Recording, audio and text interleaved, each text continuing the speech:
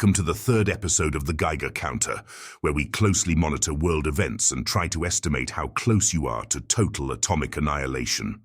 So without further ado, let's dive straight into it. September 17th, Lebanon. Hezbollah militants were going about their business when their pagers suddenly exploded, killing some and injuring thousands. September 18th, Lebanon. Realizing that their pagers had been compromised, Hezbollah militants resolved to use walkie-talkies as their main form of communication. However, as funeral processions were being held for the dead following the pager incident, their walkie-talkies suddenly exploded, killing some and injuring thousands. Israel claimed responsibility for the crippling attack against Hezbollah and begun launching raids into Lebanon soon after.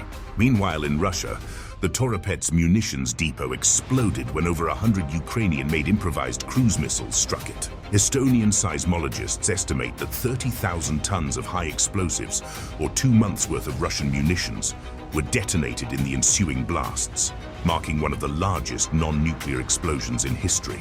The former Russian defense minister Dmitry Bulgakov had claimed that the facility was impenetrable to any sort of attack, even nuclear. He has since been arrested for corruption. September 24th, the United States. As world leaders and delegates met at the UN, Turkish President Erdogan likened Israeli Prime Minister Netanyahu to Adolf Hitler and called for all members of the UN Security Council to unite against Israel.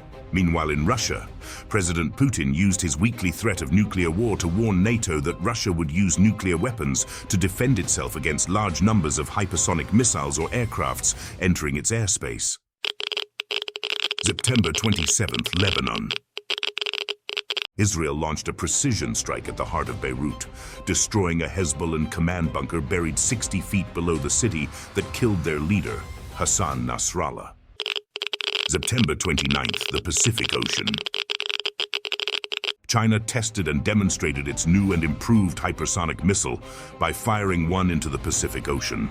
An American fighter jet attempted to intercept it, to no avail. In response to the growing threat of hypersonic missiles, the United States has developed laser turrets capable of firing electromagnetic energy at the speed of light, and most of NATO's fleets are set to be retrofitted with laser turrets by 2027.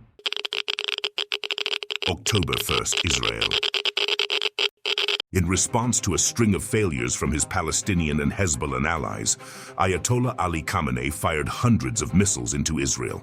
Many were intercepted, while others rained down in and around military targets. The extent of the damage is unknown, but the sole casualty was an Israeli Palestinian who lived in Gaza. The attack comes at a time where the UN nuclear watchdog warns that Iran could have nuclear weapons in as little as 1 week.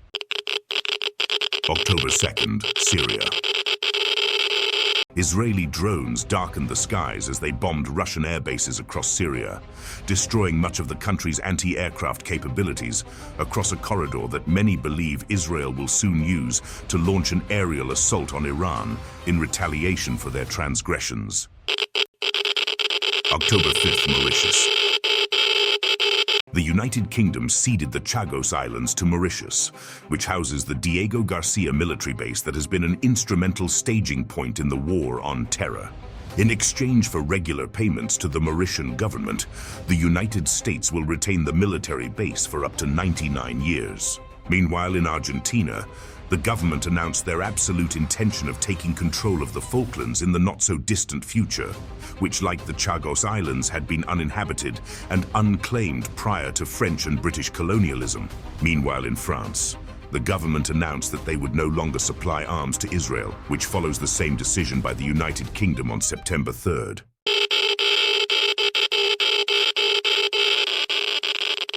The last month has shown NATO and its partners dominate the theater of war, while the BRICS alliance slowly but steadily chips away at their unity and resolve on the diplomatic stage. With much of NATO governed by self-loathing socialists with unprecedentedly low approval ratings and a growing trend of pro-Palestine, anti-Israeli sentiment due to years of mass Muslim migration, the NATO alliance will likely continue down a path of eventual self-destruction from within, unless a strong leadership candidate emerges to rally them under a common cause. However, the BRICS alliance is not without its own problems.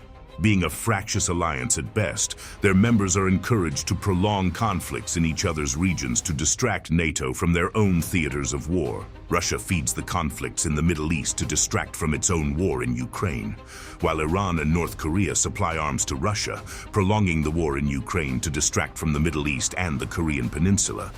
And all three are utterly dependent on Chinese trade due to Western-imposed sanctions, allowing the communist regime to exploit their desperations for their own financial benefit. Meanwhile, Bhutan sees more and more of its border provinces annexed by China, including regions that have never been classed as disputed territories, raising concerns that, as was seen in Tibet, China is annexing the 5 fingers of Tibet piecemeal at a time without firing a single shot. When will Israel retaliate against Iran? Who will become the next leader of the free world? Find out next time on the Geiger Counter.